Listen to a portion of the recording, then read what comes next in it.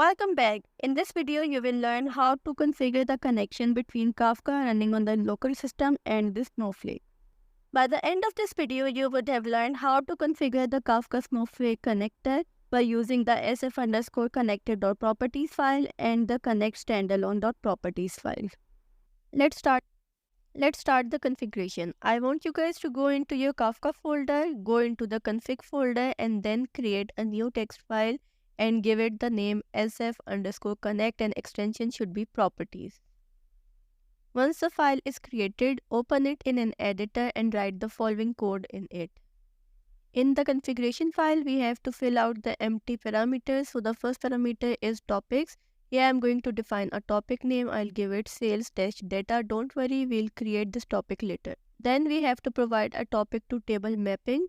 So the first parameter is going to be a topic name, which is sales data, and after a colon, we are going to define the table name, which will be created in Snowflake to map the data.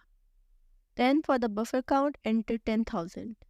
You can give any value to your buffer flush time and buffer size words. I am going to give 60 and 500,000. Now for the Snowflake URL name, go to your Snowflake, copy the first parameter from the URL and paste it in the link here. It is going to be the username, then copy the region and paste it after a dot and your URL should look like this.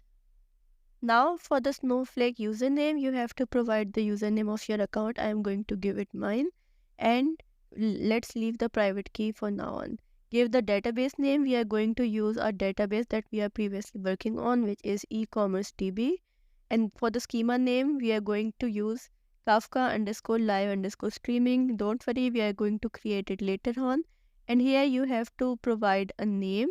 And for that, you can give Kafka_live_streaming_data. Save your sf_connect file and now within the same config library, open connect standalone.properties file.